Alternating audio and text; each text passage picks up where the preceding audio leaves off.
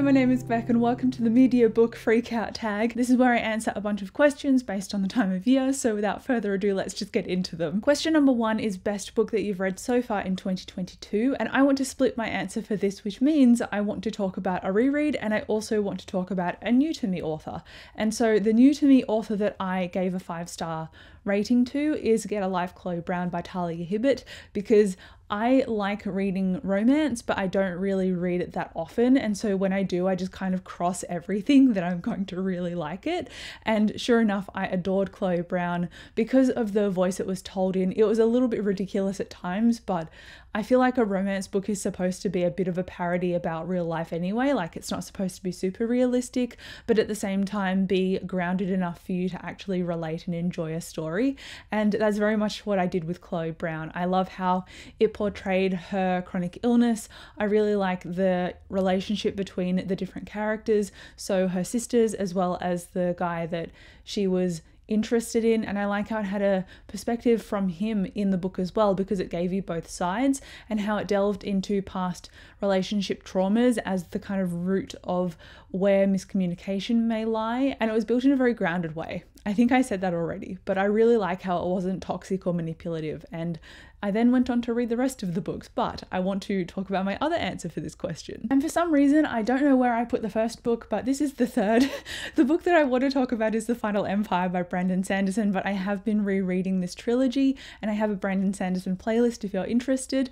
I reread the first Mistborn book after not touching it for a very long time, and I just loved all of the foreshadowing in it, and I love how I just got very interested in the world building again, and I just really enjoy all of the things that Sanderson is setting up in this trilogy, and I really enjoyed the Era 2 books as well. So I've paused my reread on this one at the moment just because I wasn't in the right reading mood for it, but that doesn't mean that I'm not enjoying it, because I gave this a 5 stars as well. So I'm looking forward to continuing my reread eventually before The Lost Metal comes out in November this year, but I really enjoyed the reread of The Final Empire, and I gave it a 4 stars on my first read through, and I gave it a 5 stars on my reread, so that definitely jumped a rating. Question 2 is best sequel you've read so far this year, and for me that would be the Red Rising books, Golden Sun and Morning Star, and I did a spoiler chat about those because I wanted to again do a reread of an old favourite of mine and see if my thoughts had changed or see what I'd forgotten. And sure enough, I'd forgotten all of the like intrinsic pieces and the side characters in this story, but I remembered mostly the major events, but not necessarily how they got to that point. So rereading these books was just absolutely intense, but in a very good way. I love me an action-packed, rebellious and dark science fiction, and that's what this trilogy really was. I liked the first book, but then I loved the sequels, and I gave them 5 stars each, so that's why I wanted to include them on this list as well. But I did like Red Rising, I just liked it a little bit less than its sequels, and I also haven't reread Iron Gold yet, but I'm hoping that my rating for that goes up as well. Question number 3 is a new release that you haven't read yet, but question number 3 is a new release that you haven't read yet, but you really want to, and for me I've got 2 books that I want to quickly mention. One of them is Justice of Kings, or Justice of Kings, I'm doing so well. This is an adult fantasy book, and it's told through a narration that's a bit reflective, and so I'm looking forward to getting that kind of almost dual tone of the narrative style, and I've seen positive reviews for this one, so I'm looking forward to giving it a try. And then I've also got a recent purchase that just didn't make it into my recent May book haul, and that is the Kaiju Preservation Society. I talked about this really briefly in a reading vlog where I hauled a bunch of other books. Hi, sorry for the cut. I've had so much trouble with this video. I ended up having a bunch of footage corrupted, so I'm going to do a couple of questions like this and then I'll jump back to my normal standard viewing. So question number 4 is most anticipated release for the second half of the year, and I've done a whole video about this, but the one that I want to spotlight is the one by Juno Dawson, which is Her Majesty's Royal Coven, and that's coming out at the end of July, maybe early August in Australian release times, which I'm quite salty about because I wanted it a month early, but I love Juno Dawson for her tone and her voice, and so I'm really looking forward to the fact that she's written an adult paranormal or urban fantasy, so I'm super excited for it. I think it's the first in a trilogy. And then question number 5 is biggest disappointment, and I've actually DNF'd a book pretty much every month so far this year, except for in May, which was my birthday month, so I don't know what I did then to deserve not DNFing a book. But the one that I want to talk about here is a book that I thought I would give 5 stars, and that is The Bone Ships by R.J. Barker. I featured this in a reading vlog recently, and I talked about my ups and downs with it, but ultimately I ended up putting this down at about 200 pages, maybe 150 pages in, and while I thought I would love it, I was just not really keen on the way that it was setting everything out. It took like 150 pages for a plot to emerge, and that would be all well and good, except you need to be invested in your characters in order for that to happen, and I wasn't really interested in them, even though I was vaguely interested. So it follows a boy who's about 19 and he witnesses the murder of his father, and then it also follows a rebel pirate queen, and there's a whole bunch of politics surrounding the pirates here, as well as the resourcing required for their ships, and their ships are made from the bones of dragons, and I liked the concepts of it, but unfortunately it just wasn't something that got much traction with me, which ultimately is why I'm super disappointed, because I really wanted to love this. But then question number 6 is biggest surprise, and that is Lord Olympus. I think it's on the shelf behind me. Oh, I think I've got it. And this is a graphic novel, and it follows obviously the Olympian gods, but it's a modern day retelling, so it has social media and phones, and while it's drawn in a very beautiful way that seems kind of hopeful and beautiful, there are dark aspects to it as well. And Persephone, it's a Hades and Persephone retelling, so it chronicles their romance, but it's very early stages right now, and I'm really liking how Persephone in here is quite wholesome, but there's also some facets to her character that have a lot of potential, so I'm looking forward to this being developed even further, and I think the sequel comes out in July. I know it's a webcomic, so I could technically read it online, but I really like the physical versions because I just love experiencing the art, and I'm a very tactile person, so I like the physical copy. Question number 7 is new favorite author, which is either debut or new to you, and so I've got 2 answers for this. So one of them would be Talia Hibbert, because I loved the Chloe Brown or the Brown Sisters trilogy. I gave all of them 5 stars. Chloe Brown's my favorite, but I still loved all of them, so I need to go and check out other work by her. I think there's a book that I saw recommended that I want to go and give a try, and it's a male-male romance, and I think that's one of the books in the series, and it's not the first book, but I've been told that this book is really good, so I might just end up skipping to that one and seeing what I think. I've had trouble finding it, so maybe I'll have to get it as an ebook. And then the other author that I wanted to spotlight here is Alice Oseman, because I've loved Heartstopper, and then I recently read another book by her, which is Solitaire, and I want to go ahead and read the rest of her books because the tone and the style of this is really reminiscent of what the style is like in Heartstopper. She really manages to capture that youthfulness and I guess kind of the feeling or the vibe of being a teenager and being stuck in that world. Not stuck necessarily, but it just felt very relatable to me, even though I couldn't really relate to Tori that much. We follow Tori in this. So I like the way that she manages to capture that environment and that feeling of youth and being a teenager, while also making connections and talking very seriously and honestly about mental health in a hopeful way.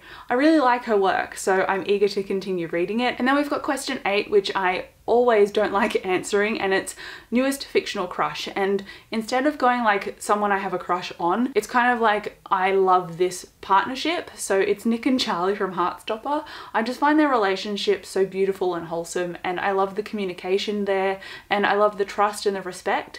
So Nick and Charlie are definitely my fictional crush, but they're not like I love them because they're so attractive and amazing. Like, that's not the definition of crush I'm going for here. It's kind of like I love them so much that I want to be a cheerleader on the sidelines because I really enjoy their story, if that makes any sense. But that is the end of this vlog style segment, and now I'll go back into talking about the rest of the questions. And then question number 9 is newest favorite character, and that was always hard for me to answer. So I just picked one from my 5-star reads this year, and that is Persephone, and she's from Lore Olympus. And Lore Olympus is a retelling of the Olympian gods, but I really love Persephone and how beautifully innocent she is, but also that she can be a little bit cheeky as well, and that she's got facets to her that are unexplored because I've only read volume 1, but I love the promise of her character. I think she's really going to grow and flourish and just become someone really faceted and just interesting. I'm really excited. Question 10 is a book that made you cry, and when in doubt I always look to Falkio to make me emotional, and so Tyrant's Throne had to be my answer for this.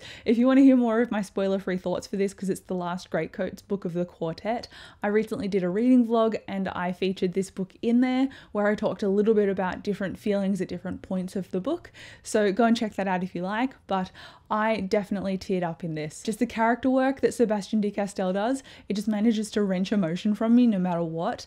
Either I'm really angry at particular things for a particular reason that is designed to do so in the text, or I'm upset because of things that characters have done or said to each other. So it's just so good, and I'm so happy that I reread these this year because I've been meaning to reread them for a little while now, and I thought I really want to revisit these characters and I really want to laugh but also cry, and that's what Tyrant's Throne did to me. Question 11 is a book that made you happy, and again, I'm trying not to say Heartstopper, so I'm going to say The Promise, which is one of the Avatar graphic novel bind-ups.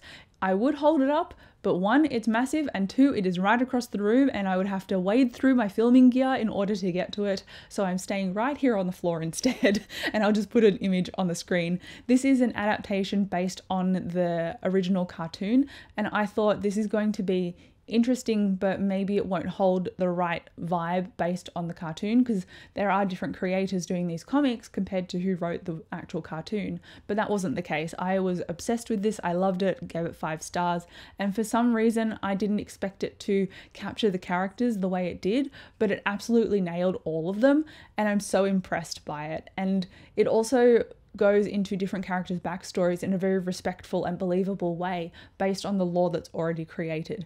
And I can't say anything else because it's spoilers, so go and watch the cartoon because it's absolutely fantastic. And then question number 12 is most beautiful book that you have bought or received this year, and I'm going to have to go with this one, which is from my lovely friend Marie. I will link her blog below. She gifted this to me for my birthday as a complete surprise, and I kind of screamed when I opened the package.